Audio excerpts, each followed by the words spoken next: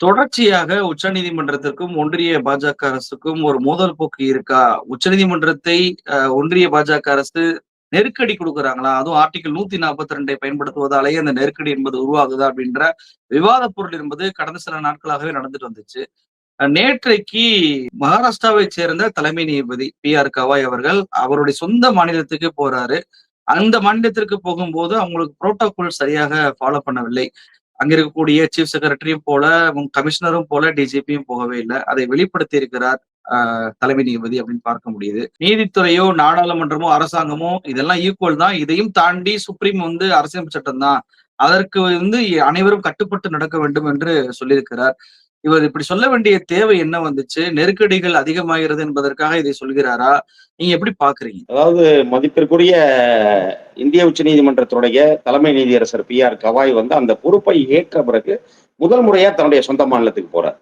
இப்போ ஒரு தலைமை நீதியரசர் ஒரு மாநிலத்திற்கு வருகிறார், அலுவல் பயணமா வருகிறார் அப்படிங்கும்போது, அவருடைய வருகையில் இப்படித்தான் மரபுகள் இருக்கணும் அப்படின்னு சில இது இருக்கு, விதிகள் இருக்கு. அதான் அந்த புரோட்டோகால் படி அவர் நடக்கலைங்கிறது தான் அவர் எடுத்து கூறுகிறார். அந்த மாநிலத்தினுடைய தலைமைச் செயலாளர், அதே போல வந்து காவல்துறை தலைமை இயக்குனர் டிஜிபி, மும்பை போலீஸ் கமிஷனர், இவங்க 3 பேருமே அவருடைய நிகழ்ச்சிக்கு போகல. அவர் வந்து பாத்தீங்கன்னா, முதலில் வந்து bar council of Maharashtra and Goa, அந்த பார் கவுன்சில் என்ன பண்றாங்கன்னா, அந்த மாநிலத்தை சேர்ந்தவர் இன்றைக்கு இந்தியாவுடைய தலைமை நீதியரசராக ஆகியிருக்கிறார் என்பதற்காக அவருக்கு ஒரு பாராட்டு விழாவை நடத்துறாங்க. அந்த பாராட்டு விழாவில் பங்கேற்கும் பொழுது அவர் வரவேற்கவோ இல்லை அந்த பாராட்டு விழா நிகழ்ச்சிக்கு இது எதற்குமே வந்து இவங்க 3 பேருமே போகல. அப்போ அந்த பாராட்டு விழாவில் அவர் பேசும் பொழுது என்ன குறிப்பிடுறார் அப்படின்னா, இந்திய அரசியலமைப்பு சட்டத்தின்படி இந்திய அரசியலமைப்புடைய 3 தூண்கள் என்று சொல்லப்படுகிற நீதிமன்றங்களாக இருக்கட்டும், ஜுடிஷியரியா இருக்கட்டும், அதே போல நாடாளுமன்றமா இருக்கட்டும், பார்லிமெண்ட், அதே போல வந்து அதிகார வர்க்கம், அந்த ஹைரார்கி அதிகாரிகள், இந்த 3 தான் வந்து தூண்கள். ஏன்னா அவங்கதான் எக்ஸிகியூட்டிவ் பவர். நீதிமன்றமும் நாடாளுமன்றமும் சட்டம் இயற்றுகிறது அல்லது சட்டத்தை பாதுகாக்கிறது என்று சொன்னால், அந்த சட்டத்தை அமல்படுத்துகிற இடத்துல இருக்கிறவங்க தான் எக்ஸிகியூட்டிவ் பவர்ஸ். அது வந்து ஐஏஎஸ் ஐபிஎஸ் ஆபீசர்ஸ், அந்த மாதிரி அதிகார வர்க்கம் அனைவருமே அதன் கீழ் வருவார்கள். இந்த 3 தான் இந்திய ஜனநாயகத்தினுடைய தூண். இந்த 3 தூண்களில் எது உயர்ந்தது எது தாழ்ந்தது என்பதெல்லாம் அல்ல, இந்த 3மே வந்து சமமானவை என்று அந்த தனக்கான அந்த பாராட்டு விழாவிலே அவர் பேசுகிறார். அதில் பேசும்போதுதான் ஒரு கருத்தாக இதை சொல்லுகிறார். என்னன்னா, இந்த 3 பேருமே வந்து என்னுடைய நிகழ்ச்சிக்கு கூட வரல, என்னை வரவேற்கவும் வரல. அப்போ இது வந்து அவங்க இதுல வந்து எதுவும் இது உயர்ந்தது இது தாழ்ந்தது அப்படின்னு நினைச்சிட்டு இருக்காங்களா, இல்ல வந்து நான் உயர்ந்தவன்றதுனால இவங்க எல்லாம் என்ன பார்க்க வரணும்னு சொல்லல அப்படின்னு அவர் அதையும் தெளிவா சொல்றாரு. இது வந்து எனக்கான தனிப்பட்ட இதுக்காக நான் இதை கேட்கல, இது வந்து ஒரு புரோட்டோகால், இது ஒரு மரபை வந்து யாரும் மீறக்கூடாது, இந்த இடத்துல நான் இல்லாமல் யார் இருந்தாலும் இது அவர்கள் செய்ய வேண்டும். ஏன்னா இது வெளியே எப்படி பார்க்கலாம் அப்படின்னா, தனிப்பட்ட முறையிலே வந்து கவாய் தனக்கு மரியாதை இல்லைன்னு நினைக்கிறாரு, அப்படி அவர் புலம்புகிறார் என்ற அர்த்தத்தில் நாம் இதை எடுத்துக்கொள்ள முடியாது. இது கவாய் அவர்களுடைய குரலாக ஒலித்தாலும் கூட அது இந்திய உச்சநீதிமன்றத்தினுடைய தலைமை நீதியரசருக்கு அளிக்கப்பட்ட வேண்டிய மரியாதை அளிக்கப்படவில்லை, இல்ல அவருக்கு ஒரு கௌரவ குறைச்சல் அங்கே இழைக்கப்பட்டிருக்கிறது அப்படிங்கிறத அவர் சுட்டிக்காட்டுவதாகத்தான் நாம் இதை எடுத்துக்கொள்ள வேண்டுமே தவிர, தனிப்பட்ட கவாய்க்கான மரியாதை அவர் கேட்கல. அதை அவர் தன்னுடைய உரையிலும் குறிப்பிடுகிறார். இவர் இப்படி இவ்வளவு தூரம் பேசிய பிறகு அந்த நிகழ்ச்சியை முடித்து விட்டு அவர் என்ன பண்ணா, அடுத்ததாக அண்ணல் அம்பேத்கருடைய நினைவிடத்துக்கு போறார், சைத்திய பூமிக்கு போறார். அங்கே போகும்போது இவங்க 3 பேரும் போயிடுறாங்க அவசர அவசரமா. அப்போ இது என்ன ஆகுது அப்படின்னா, அப்போ இதை வந்து அவர் சுட்டிக்காட்டவில்லை என்று சொன்னால் இவர்கள் சென்றிருக்க மாட்டார்கள். ஆனால் இவர் வந்து அந்த முந்தைய நிகழ்ச்சியில இதை சுட்டிக்காட்டி பேசிய உடனே இவர்கள் 3 பேருமே வேகமா அங்க போயிடுறாங்க. அப்போ வந்து அவர் மறுபடியும் செய்தியாளர்கள் இது குறித்து கவாய் அவர்களிடம் கேட்கும் பொழுது அவர் என்ன சொல்றாருன்னா, இது வந்து நான் இதை ஒரு பெரிய விஷயமா பார்க்கல, இது வந்து எனக்கான ஒரு, அதான் முதல் சொன்ன மாதிரி, இது எனக்கான ஒரு மரியாதை குறைச்சல்ன்றதுக்காக நான் இதை சொல்லல, இது வந்து ஒரு மரபு மீறல், அந்த மரபு மீறல் என்பதற்காக அதை சுட்டி காட்டினேன், இப்போது அவர்கள் வந்து விட்டார்கள் அப்படின்னு மட்டும் அவர் தெளிவாக பதில் சொல்லியிருக்கிறார். ஆக இது வந்து இவர்கள் வந்து இப்ப மகாராஷ்டிராவை ஆண்டு கொண்டிருக்கக்கூடிய பாஜக அரசு வந்து ஒரு தலைமை நீதி அரசருக்கு உரிய மரியாதை கொடுக்கலையா, இல்ல இந்த ஜனநாயகத்தினுடைய 3 தூண்களுக்குள் ஒரு போட்டியை இவர்கள் வளர்க்க விரும்புகிறார்களா என்பதை போன்ற ஒரு வினாவும் நீங்க முன்வைத்தீர்கள். இப்போ இதை நாம பார்த்தோம் அப்படின்னா, நாம வந்து முந்தைய காலத்திலே என்ன தெரியுதுன்னா, ஒன்றிய பாஜக அரசே இந்த ஜனநாயகத்தினுடைய 3 தூண்களையும் மதிக்கல. உதாரணத்துக்கு எடுத்துக்கொண்டோம் என்று சொன்னால், பாஜகவினுடைய மோடி அரசு வந்த பிறகு ஒரு இந்திய வரலாற்றிலே இல்லாத அளவுக்கு 5 உச்சநீதிமன்றத்தினுடைய மூத்த நீதிபதிகள், சாதாரண கீழ்நிலை நீதிபதிகள் அல்ல. உச்சநீதிமன்றத்தில் 3 நீதிபதிகள், தலைமை நீதியரசருக்கு அடுத்ததாக இருக்கக்கூடிய அளவிலே இருக்கக்கூடிய ஒரு 5 நீதிபதிகள் வெளியே வந்து செய்தியாளர்களை சந்தித்து, எங்களுக்கு உரிய மரியாதை உச்சநீதிமன்றத்தில் இல்ல, இங்கே ஒரு வழக்கு எந்த நீதிபதிக்கு போக வேண்டும் என்பதை இந்த நீதிமன்றத்திற்கு வெளியில் இருப்பவர்கள் தீர்மானிக்கிறார்கள் அப்படின்னு அவங்க சொன்னாங்க. நீதியரசர் செல்ல பரமேஸ்வர் உள்ளிட்ட ஒரு 5 பேர் வந்து வெளியே வந்து அப்படி ஒரு பேட்டியை கொடுத்தார்கள். அப்போ இதுவே எதை காட்டுகிறதுனா, ஒன்றிய பாஜக அரசு நீதித்துறையை எவ்வளவு கீழ்த்தரமாக நடத்துகிறது, அதனை நீதித்துறைக்கான மதிப்பை எப்படி இவர்கள் அளிக்காமல் இருக்கிறார்கள் என்பதை நாம் இந்த ஒரு சம்பவத்தின் மூலமாக நாம் உணர்ந்து கொள்ள முடியும். அதே போல நாடாளுமன்ற நடைமுறையை மோடி வந்து எவ்வளவு தூரம் மதிக்கிறார், இந்த அரசு எவ்வளவு தூரம் மதிக்கிறது அப்படின்னு பாத்தீங்க அப்படின்னா, நவம்பர் 2016 நவம்பர் 8ஆம் தேதி நாடாளுமன்றத்துடைய மழைக்கால கூட்டத்தொடர் அப்போது நடந்து கொண்டிருக்கிறது. ஆனால் அந்த நாடாளுமன்றம் அன்றைய அலுவல் நேரம் முடிகிற வரைக்கும் எதையுமே பேசாம, அன்றைக்கு நாடாளுமன்றத்தினுடைய அலுவல் நேரம் முடிந்த பிறகு திடீரென 8 மணிக்கு தொலைக்காட்சியிலே தோன்றி, உங்கள் கையில் நாட்டு மக்கள் அத்தனை பேர் கைகளிலும் இருக்கக்கூடிய 500 ரூபாய் நோட்டும் 1000 ரூபாய் நோட்டும் செல்லாது என்று சொல்லி ஒருவர் அறிவிக்கிறார், பிரதமர் அறிவிக்கிறார் என்று சொன்னால், அப்போ அவர் எவ்வளவு தூரம் இந்த நாடாளுமன்றத்தை மதிக்கிறார் என்பதை நாம் உணர்ந்து கொள்ள முடியும். அது மட்டுமல்ல, நாடாளுமன்ற உறுப்பினர்கள் அத்தனை பேரையுமே ஏறத்தாழ ஒரு 1/3 நாடாளுமன்ற உறுப்பினர்களை விளக்கம் செய்துவிட்டு, அவர்களை வந்து இடைநீக்கம் செய்துவிட்டு, அந்த நேரத்துல மிக முக்கிய மசோதாக்களை எல்லாம் நிறைவேற்றுகிறார்கள். அப்படி நிறைவேற்றப்பட்ட மசோதா தான் அதில் ஒன்றுதான் பாத்தீங்கன்னா தேர்தல் கமிஷனருடைய நியமன மசோதா.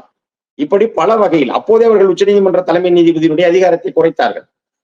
எதிர்க்கட்சி தலைவர், பிரதமர், உச்சநீதிமன்றத்தினுடைய தலைமை நீதிபதி இவர்கள் மூவர் கூடித்தான் தேர்தல் ஆணையரை தேர்ந்தெடுக்கணும். ஆனா என்ன பண்றாங்கன்னா, திடீர்னு எதிர்க்கட்சியினுடைய நாடாளுமன்ற உறுப்பினர்கள் அத்தனை பேரை இடைநீக்கம் செய்துவிட்டு, தங்களுக்கு ஆதரவான வாக்குகளை மட்டுமே கையிலே வைத்துக் கொண்டு இவர்கள் என்ன முடிவெடுக்கிறார்கள் என்று சொன்னால், உச்சநீதிமன்ற தலைமை நீதிபதிக்கு பதிலாக இனிமேல் மூத்த அமைச்சர் இருப்பார் அப்படிங்கிறாங்க. அப்ப 2:1 எப்போதுமே இவர்களுக்கு அந்த குழுவில் பெரும்பான்மை கிடைத்துவிடும். அப்ப இவர்கள் நினைப்பவர்கள் தான் தேர்தல் ஆணையராக வர முடியும். இதே காலகட்டத்தில் கொண்டு வரப்பட்டதுதான் வக்பு சட்டம். இப்படி பல்வேறு சட்டங்களை அந்த நேரத்திலே கொண்டு வந்தார்கள். அப்போ இவர்கள் நாடாளுமன்றத்தை எவ்வளவு தூரம் மதித்திருக்கிறார்கள் என்பதை நாம் புரிந்து கொள்ள முடியும். அதே போல அதிகாரிகள் வர்க்கம், IAS IPS ஆபீசர்கள் தங்களுடைய விருப்பத்திற்கு எப்படி பயன்படுத்தி கொண்டார்கள், தாங்கள் சொல்லுகிறவர்களை கேட்பவர்களுக்கு என்ன மாதிரியான பதவி உயர்வுகள் கிடைத்தது, பதவி நீட்டிப்புகள் கிடைத்தது, தங்கள் பேச்சை கேட்காதவர்கள் எவ்வளவு தூரம் மாற்றப்பட்டார்கள் என்பதெல்லாம் நாம் பார்த்திருக்கிறோம். உதாரணத்துக்கு பாத்தீங்கன்னா, அமலாக்கத்துறையினுடைய இயக்குநராக இருந்த சஞ்சய்குமார் மிஸ்ராவை உச்சநீதிமன்றம் மீண்டும் மீண்டும் கண்டித்த பிறகும் கூட அவருக்கு பதவி நீட்டிப்பை தொடர்ந்து வழங்கி கொண்டே இருந்தார். இறுதி கட்டத்துல ஒரு முறை கேட்டுச்சு, உச்சநீதிமன்றமே கேட்டது, இவர் ஒருவரை தவிர தகுதி வாய்ந்த வேறொருத்தர் இந்த அமைப்பில் இல்லவே இல்லையா என்ற கேள்வியை எழுப்பிய பிறகுதான், அதற்கு பிறகு ஒரு 2-3 மாதம் பதவி நீட்டிப்பு கொடுத்துட்டு தான் அடுத்த அமலாக்கத்துறை இயக்குநரை நியமித்தார். இப்படி இந்த ஜனநாயகத்தினுடைய தூண்களாக இருக்கக்கூடிய நீதித்துறையாக இருக்கட்டும், நாடாளுமன்றமாக இருக்கட்டும், எக்ஸிகியூட்டிவ் பவர்ஸை வைத்திருக்கக்கூடிய அதிகாரிகளாக இருக்கட்டும், இத்தனை பேரையும் மதிக்காத ஒரு அரசு தான் ஒன்றிய பாஜக அரசு. அப்போ அதே பாஜக ஆளுகின்ற மகாராஷ்டிராவில இந்த அதிகாரிகள் எப்படி தலைமை நீதிபதியை மதிப்பார்கள் என்று நாம் எதிர்பார்க்க முடியும். அப்போ அதுதானுடைய தொடர்ச்சி தான் இன்னைக்கு அவர்கள் நடந்து கொண்ட விதம். ஆக இவர்கள் வந்து இது வந்து இன்றைக்கு நாடாளுமன்றத்திற்கும் உச்சநீதிமன்றத்திற்குமான ஒரு மோதல் போக்கை இன்றைக்கு ஒன்றிய பாஜக அரசு தொடங்கி இருக்கிறது அப்படின்னு நம்ம இதை புரிந்து கொள்ள முடியும். அதெல்லாம் ஒரு கேள்வி வருது என்னன்னா, செப்பரேஷன் ஆஃப் பவர் அப்படின்னு சொல்லிட்டு அரசியலமைப்பு சட்டத்துல மிக தெளிவாக சொல்லியிருக்கிறாங்க. நாடாளுமன்றத்திற்கு நீதித்துறை மோதிக்கொள்ளக்கூடாது என்பதற்காகவே செப்பரேஷன் ஆஃப் பவர் என்பது கொடுக்கப்பட்டிருக்கு.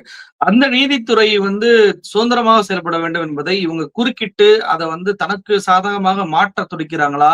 ஏன்னா தேர்தல் ஆணையத்தையும் இப்படிதான் அவங்க மாத்திட்டாங்கன்ற குற்றச்சாட்டு எல்லாம் இருக்குன்றப்போ, நீதித்துறையும் தங்கள் வசம் கொண்டு வந்து விட்டா என்ன ஆகுறது அப்படின்ற கேள்வி இருக்கு. பத்திரிகைகள் ஏற்கனவே வந்து மோசமாக மாறிவிட்டதை பார்க்கிறோம்.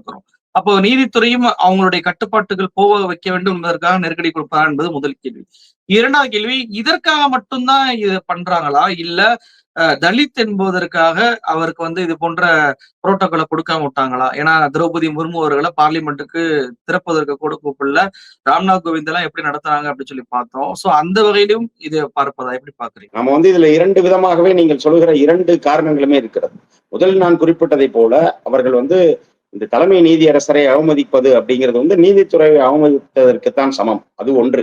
ஏன்னா இப்ப சமீப காலமாகவே பாஜகவினுடைய நாடாளுமன்ற உறுப்பினராக இப்ப நிஷிகாந்த் துபே போன்றவர்களாக இருக்கட்டும், அதே போல குடியரசு துணைத் தலைவர் ஜெகதீப் தங்கர் போன்றவர்களாக இருக்கட்டும், உச்சநீதிமன்றத்துக்கு சவால் விடும் வகையிலும் உச்சநீதிமன்றத்தினுடைய மாண்பை சீர்குலைக்கிற விதமாகவும் அவமதிக்கிற விதமாகவும் தொடர்ச்சியாக பேசிக் கொண்டிருக்கிறார்.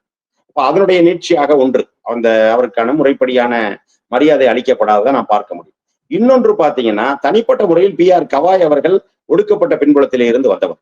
இன்றைக்கு பி.ஆர். கவாய் அவர்கள் 52வது இந்திய உச்சநீதிமன்றத்தினுடைய 52வது நீதியரசராக வந்திருந்தாலும் கூட தாழ்த்தப்பட்ட சமூகத்திலிருந்து வந்திருக்கக்கூடிய 2வது தலைமை நீதியரசர் அவர்தான்.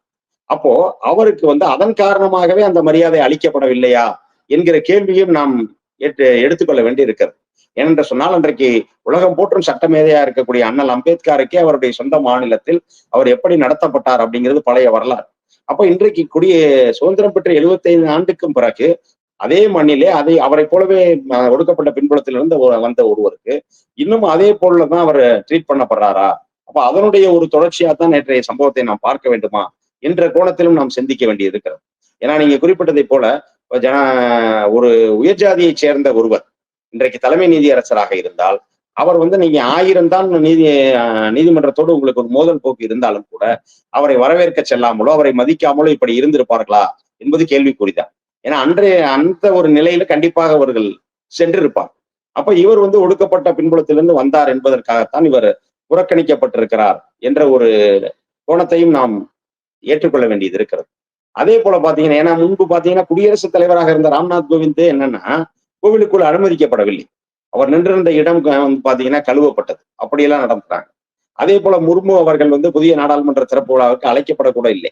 இன்றைக்கு தங்களுடைய சுயலாபத்துக்காக எப்படி இத்தனை நாட்கள் எதிர்க்கட்சிகள் ஆளும் மாநிலத்தில் ஆளுநரை கையிலே வைத்துக் கொண்டு எப்படி தங்களுடைய சுயலாபத்துக்காக ஆளுநர்களை பயன்படுத்தினார்களோ அதை போல இன்றைக்கு ஆளுநருக்கு எதிரான அந்த தீர்ப்புகளை அந்த தீர்ப்பை மாற்றுவதற்கு அதை செயலிழக்க செய்வதற்கு இன்றைக்கு குடியரசுத் தலைவரை பயன்படுத்துறாங்க. ஏன் இன்றைக்கு பிரசிடென்சியல் ரெஃபரன்ஸை பயன்படுத்தி திரௌபதி முர்முவை பயன்படுத்துகிறவர்கள் ஏன் புதிய நாடாளுமன்ற திறப்பதற்கு திரௌபதி முர்முவை அழைக்கவில்லை அப்படின்ற கேள்வி நியாயமானது இல்ல. அப்ப அவர் பழங்குடியினத்தை சார்ந்தவர் என்பதால் தான் அன்றைக்கு அவர் புறக்கணிக்கப்பட்டாரா என்ற கோணத்திலும் நாம் சிந்திக்க வேண்டியிருக்கிறது. இதே போல நாளைக்கு பிரசிடென்சியல் ரெஃபரன்ஸுக்கு போகும் பொழுது உச்ச நீதிமன்றம் ஏதேனும் கண்டனத்தை தெரிவிக்கிறது. ஏன்னா இப்ப இவங்க கொடுத்திருக்க இந்த 14 கேள்விகள் அப்படிங்கிறது கண்டிப்பாக அதில் இவர்களுக்கு சாதகமான எதுவுமே கிடைக்காது. அப்போ ஒரு ஒன்றிய அரசுக்கு அசிங்கம் அப்படிங்கிறத ஏதோ திரௌபதி முர்முக்கான அசிங்கமாக அவருக்கான அவமானமாக மாற்றுவதற்காக தாங்கள் பின்னே ஒளிந்து கொண்டு குடியரசுத் தலைவர்களை முன்னில் நிறுத்துகிறார்களா? ஏன்னா இவர்கள் பக்கம் நியாயம் இருக்குமே ஆனால் ஒன்றிய சட்ட அமைச்சகம் ஒரு மறுசீராய்வு மனுவை தாக்கல் செய்திருக்கலாம். ஏன்னா நீங்க ஒரு தீர்ப்பு கொடுக்கப்பட்டிருக்கிறது. இந்த தீர்ப்புல இப்ப நீங்க காலக்கெடுவை மட்டும்தான் கொஸ்டின் பண்றீங்க. அப்ப காலக்கெடு விதிக்கப்பட்டது தவறு. அப்ப அதுக்கு நீங்க அதை எதிர்த்து ஒரு மறுசீராய்வு மனுவை தாக்கல் செஞ்சிருக்கலாம். ஆனால் அப்படி செய்தால் நமக்கான ஒரு இது கிடைக்காது, நமக்கு இந்த வழக்கில் தோல்விதான் கிடைக்கும் அப்படிங்கிறதுனால அதற்கு பதிலாக என்ன பண்றாங்கன்னா குடியரசுத் தலைவரை முன்னிறுத்தி அந்த 14 கேள்விகளை எழுப்பி ஆலோசனை பெறுகிறார்கள். இன்னொன்று இதுல ஒரு கிளாரிட்டி நிறைய பேருக்கு வேணும். என்ன அப்படின்னா, குடியரசுத் தலைவர் உச்சநீதிமன்றத்தை கேள்வி கேட்டிருக்காங்கன்னு நிறைய பேர் புரிஞ்சுக்கிறாங்க. இது அப்படி அல்ல. இது ஒரு ஆலோசனை. பிரசிடென்சியல் ரெஃபரன்ஸ் என்பது நான் எப்படி செயல்பட வேண்டும் என்பதை குடியரசுத் தலைவர் உச்ச நீதிமன்றத்தில் ஆலோசிக்கிறார். அப்படி ஆலோசிக்கும் பொழுது அவங்க ஒரு கிளாரிட்டி கொடுப்பாங்க. அப்ப இந்த வழக்கை பொறுத்தளவு என்னன்னா, இவங்க கேட்டிருக்கிற 14 கேள்விகளுக்கும் அதன் பதிலாகத்தான் அந்த 415 பக்க தீர்ப்பு இருக்கு. அப்போ இந்த தீர்ப்பில் உங்கள் கேள்விகளுக்கான பதில்கள் எல்லாம் இருக்கிறது அப்படின்னு சொல்லி உச்சநீதிமன்றம் இதை ஒரே நிமிடத்தில் முடித்து விடும். இவருக்கு தனியாக எந்த ஒரு விளக்கமும் தேவையில்லை அப்படிங்கிற மாதிரி முடிக்கப்பட்டு விடலாம். அப்படி கூடாது என்பதற்காக தான் இந்த நெருக்கடிகள் எல்லாம் கொடுக்கப்படுதா? தலைமை நீதிபதிக்கு ஒரு நெருக்கடி, 142 எப்படி நீங்க பயன்படுத்தலான்றது, நிஷிகாந்த் தூபே வச்சு ஒரு நெருக்கடி. அது இவர் தலைமை நீதிபதியாக பொறுப்பேற்ற முதல் நாள் தான் முர்மு அவர்கள் 14 கேள்வி அனுப்புறாரு. இதற்கு முன்பு இருந்த சஞ்சீவ் கண்ணா அவர்களுக்கெல்லாம் அந்த 14 கேள்வியில கேட்கவே இல்லை. இவர் வந்த பிறகு கேட்கிறாங்க. இவர் வந்த பிறகுதான் பல்வேறு நெருக்கடிகள் இன்னைக்கு நடப்பதை பார்க்க முடியுது. முதலமைச்சர் கூட 8 முதலமைச்சர்களுக்கு இந்த தீர்ப்பை மாத்திரக்கூடாது அப்படின்ற அளவுக்கு ஒரு கடிதத்தை அனுப்புறாங்க அப்படின்னா, அப்போ இந்த தீர்ப்பை மாற்றுவதற்கான வேலைகள்ல ஈடுபடுறாங்களோ? நீதித்துறையை தொடர்ச்சியாக நெருக்கடிக்குள்ளாக்குவதன் மூலமாக நீங்க சொல்றீங்க அந்த கேள்விக்கு பதில் சொல்ல தேவையில்ல, திருப்பி அனுப்பிடலாம்னு தீர்ப்புல இருக்குன்னு சொல்லிட்டு. ஆனா அந்த கேள்விகளுக்கு பதில் அளிக்கக்கூடிய கட்டாயத்திற்கு நம்ம எதுக்கு பிரச்சனை? இது பதில் அளிக்காம போயிருச்சுன்னா இன்னும் கூடுதலான பிரச்சனைகள், உரசல்கள் வந்துடும் அப்படின்றதுக்காக அதற்காகவே இந்த பதில்களை உச்சநீதிமன்றம் கொடுத்து விடுமோன்ற ஒரு நெருக்கடியின் காரணமாக முதலமைச்சர் அவங்களுக்கு ஒரு இது உருவாக்குவதற்காக இப்படி கடிதத்தை அனுப்புறாங்களா? எப்படி பார்ப்பது? நீங்க எப்படி பார்க்குறீங்க? ஏன்னா இப்ப பாத்தீங்கன்னா PR கவாய் அவர்களுக்கான பதவிக்காலம் என்பது மிகுந்த குறைவான பதவிக்காலம். இந்த ஆண்டு நவம்பர் வரை தான் அவர் இந்த பொறுப்பில் இருப்பார். அப்போ இருக்கிற இந்த 6 மாதத்துக்குள்ளாக இவரை கடும் நெருக்கடிக்குள்ளாக்கி அதன் மூலமாக தங்களுக்கு சாதகமான சில தீர்ப்புகளையோ இல்ல இதையோ பெற்றுவிட வேண்டும் என்கிற எண்ணத்தில் கூட அவர்கள் இப்படி செயல்படலாம். ஏன்னா மிகச்சரியாக இவர் பதவியேற்ற நாளில் தான் அந்த 14 கேள்விகள் என்பது எழுப்பப்பட்டிருக்கிறது. இதிலும் நிஷிகாந்த் பே போன்றவர்களோ இல்ல ஜெகதீப் தன்கர் போன்றவர்களோ இது என்ன உச்சநீதிமன்றம் என்ன சூப்பர் நாடாளுமன்றமா இல்ல அவர்கள் குடியரசுத் தலைவரை விட பலம் பொருந்தியவர்களா என்ற கேள்வியெல்லாம் முன்வைக்கிறார். அவர்களிடம் நாம் கேட்க வேண்டிய ஒரே ஒரு எளிமையான கேள்வி ஒண்ணுதான். குடியரசுத் தலைவருக்கு யார் பதவி பிரமாணம் செய்து வைக்கிறார்? குடியரசுத் தலைவருக்கு பதவி பிரமாணம் செய்து வைப்பவர் இந்திய உச்சநீதிமன்றத்தினுடைய தலைமை நீதிபதி. அப்போ நீங்க உங்களை விட தகுதி குறைந்தவர் ஒருவர் உங்களுக்கு பதவியேற்று வைக்க முடியுமா? உங்களுக்கு சமமான தகுதியை பெற்ற ஒருவரோ அல்லது உங்களை விட கூடுதல் அந்தஸ்தில் இருப்பவரோ தான் உங்களுக்கு பதவியேற்க வைக்க முடியும். அப்போ குடியரசுத் தலைவருக்கே பதவியேற்று வைக்கக்கூடிய அளவிலே ஒரு உச்சநீதிமன்றத்தினுடைய தலைமை நீதிபதியினுடைய ரோல் இருக்கு அப்படின்னா, அப்ப அவர்களால் நாடாளுமன்றத்தில் வருகிற எந்த சட்டத்தின் குறித்தும் அதை அவங்க ரிவ்யூ பண்ண முடியும். ஒருவேளை இந்த தீர்ப்பில் தவறு இருக்கிறதுனா நீங்க ரிவ்யூ பெட்டிஷன் போய் உச்சநீதிமன்றத்தில் உங்கள் தரப்பு நியாயத்தை எடுத்து சொல்லணும். அப்ப அது முடியாது என்பதற்காக பிரசிடென்ட்டை வச்சு விளையாடலாம் அப்படின்னு நினைக்கிறாங்க. அப்போ இந்த இடத்துல பிரசிடென்சியல் ரெஃபரன்ஸ் எந்த ஒரு விதத்திலும் உதவாது. ஏன் அப்படின்னா இப்ப நான் முன்னரே சொன்னதான் இதுக்கு ஏற்கனவே பதில் மிக தெளிவா இருக்கு. அப்போ மிக தெளிவா இருக்க பதில அவங்க கேட்கவே தேவையில்லை. இப்போ இருவேறு விதமான தீர்ப்புகள் இருக்குன்னு வச்சுக்கோங்க. இப்போ ஒரு உதாரணத்துக்கு ஒரு கட்சிக்கு பெரும்பான்மை இல்லை, எந்த கட்சிக்கும் பெரும்பான்மை இல்லாத ஒரு சூழல் நாடாளுமன்றத்துல வருது, இந்த ஒரு வெற்றியின் போது வருது. அப்போ ஒரு தனிப்பெரும் கட்சியை ஆட்சி அமைக்க அழைப்பதா இல்ல தனிப்பெரும் கூட்டணியை ஆட்சி அமைக்க அழைப்பதா அப்படின்னு ஒரு சிக்கல் வருதுன்னா அதுக்கு தெளிவான பதிலை எந்த தீர்ப்பும் தரலன்னா அப்ப இவங்க விளக்கம் கேட்கலாம், ஆலோசனை கேட்கலாம், நான் யாரை கூப்பிடுறது அப்படின்னு சொல்லிட்டு. இது மாதிரியான ஆலோசனைகள் முன்னரே கேட்கப்பட்டிருக்கின்றன. ஆனால் இங்க கிளியர் கட்டா ஒரு பதில் இருக்க இடத்துல இவங்க என்னதான் அழுத்தம் கொடுத்து பார்த்தாலும் இதனுடைய பதில் என்பது இதுதான். இருந்தாலும் கூட ஒரு தொலைநோக்கு பார்வையோடு ஒருவேளை உச்ச நீதிமன்றம் மிகுந்த அச்சுறுத்தலுக்கு ஆளாக்கப்படும் என்ற மிகுந்த நெருக்கடிக்கு ஆளாக்கப்படும், இந்த நேரத்தில் நம்ம அரசியல் ரீதியான ஒரு அழுத்தமும் அவசியம் என்ற காரணத்தினாலே இதனால பாதிக்கப்பட்ட மாநிலங்கள் தான் எல்லா மாநிலங்களும். இப்போ இதே போன்ற ஆளுநர் விவகாரத்துல கேரளா பாதிக்கப்பட்டு வழக்கு தொடர்ந்தது, பஞ்சாப் பாதிக்கப்பட்டு வழக்கு தொடர்ந்தது பன்வாரிலால் புரோஹித் ஆளுநராக இருந்த பொழுது. அதே போல மேற்கு வங்காளம் பாதிக்கப்பட்டிருக்கிறது. இப்படி பாதிக்கப்பட்ட அதே போல தமிழிசையும் ஆளுநராகவும் சந்திரசேகர ராவ் முதல்வராகவும் இருந்த போது தெலுங்கானாவும் வழக்கு தொடர்ந்தது. ஆக இப்படி பாதிக்கப்பட்ட அத்தனை மாநிலங்களையும் ஒன்றிணைத்து எதிர்க்கட்சிகள் ஆளும் மாநிலங்களைச் சேர்ந்த 8 மாநில முதல்வர்களை இணைத்துக் கொண்டு இந்த விவகாரத்துல எப்படி தொகுதி மறுசீரமைப்புக்கு ஒரு பலமான ஒரு நடவடிக்கை எடுக்க வேண்டும் என்று ஓரணியிலே நின்றாரோ, அணி திரட்டினாரோ, அதே போல இன்றைக்கு ஒரு அணி திரட்டலை தமிழ்நாட்டின் முதல்வர் ஒரு முயற்சி எடுத்திருக்கு. அப்ப என்ன அழுத்தம் கொடுத்தாலுமே உச்சநீதிமன்றம் தன்னுடைய நிலைப்பாட்டுல மாற்றம் கொள்ளாது அப்படின்னு சொல்லி புரிஞ்சுக்கிறதா? ஏன்னா தலைமை நீதிபதியான BR கவாய் அவர்களே அரசியல் சட்டத்துடைய அடிப்படையை பார்லிமெண்டால மாற்ற முடியாது அப்படின்ற வார்த்தையும் அவர் பயன்படுத்தி இருக்கிறாரு. எப்படி பாக்குறீங்க? அந்த நேற்றைய தினம் அந்த உரையில அவர் ஒரு வார்த்தையை பயன்படுத்துறாரு, only constitution is the supreme அப்படின்னு சொல்றாரு. இந்த ஜனநாயகத்தினுடைய 3 தூண்களும் இணையான பலம் கொண்டவை, சமத்துவம் கொண்டவை. ஆனால் அதே நேரத்தில் எது உயர்ந்தது அப்படின்னா only the constitution is supreme அப்படின்னு சொல்றாரு. அரசியலமைப்பு சட்டம் மட்டும்தான் உயர்ந்தது அப்படின்னு சொல்றாரு. ஆக அந்த இடத்துல அவர் அடுத்து இன்னொரு வார்த்தையும் பயன்படுத்துறாரு, நீங்க தேவையெனில் அரசியலமைப்பு சட்டத்தில் திருத்தம் கொண்டு வரலாம், அமெண்ட்மெண்ட்ஸ் கொண்டு வரலாம். இன்னைக்கு எவ்வளவோ அமெண்ட்மெண்ட்ஸ் வந்திருக்கு நம்மளுடைய இந்தியன் கான்ஸ்டிடியூஷன். ஆனால் அதே நேரத்தில் அந்த எந்த அமெண்ட்மெண்ட்டும் இந்திய அரசியலமைப்பு சட்டத்தினுடைய அடிப்படை தன்மையை மாற்ற முடியாது அப்படின்னு ஒரு கருத்தை கவாய் அவர்கள் பதிவு செய்திருக்கிறார். அப்ப இது எதற்காக அப்படின்னா இதுதான் முந்தைய கேசவானந்த பாரதி வழக்கு. கேசவானந்த பாரதி வழக்கில் உச்சநீதிமன்றம் அந்த தீர்ப்பை தான் கொடுத்தது. என்ன அப்படின்னா நீங்க நாடாளுமன்றம் எந்த காரணத்திலும் இந்திய அரசியலமைப்பு சட்டத்தினுடைய அடிப்படையை மாற்றக்கூடாது அப்படின்னு சொல்லுச்சு.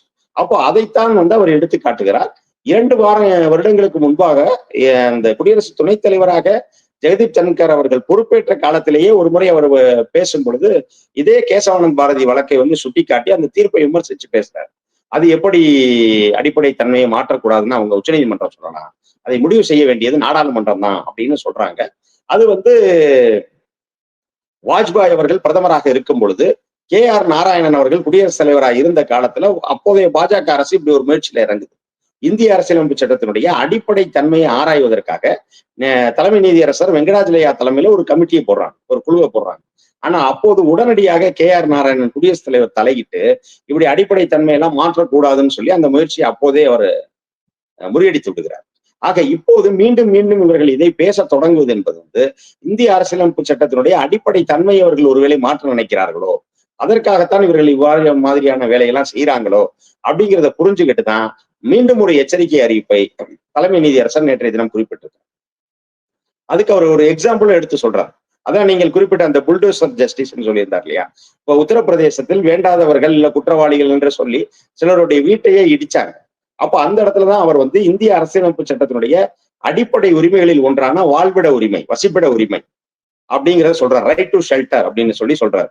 அப்ப அப்படி சொல்லித்தான் அந்த ரைட் டு ஷெல்டரை மேற்கோள் காட்டித்தான் அவர் அந்த புல்டோசரால் வீடுகள் இடிக்கப்பட்ட வழக்கில் அவர் தீர்ப்பு கொடுக்கிறார்.